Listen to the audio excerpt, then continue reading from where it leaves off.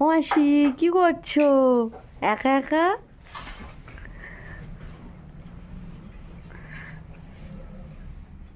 আজকে একা একা খাওয়া দিয়ে একা একা বসে পড়েছি।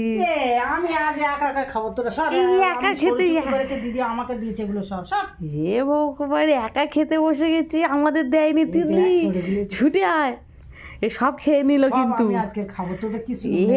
তিতলি তাড়াতাড়ি আয়, সব খেয়ে নিল। ইস তোরা সরে যা।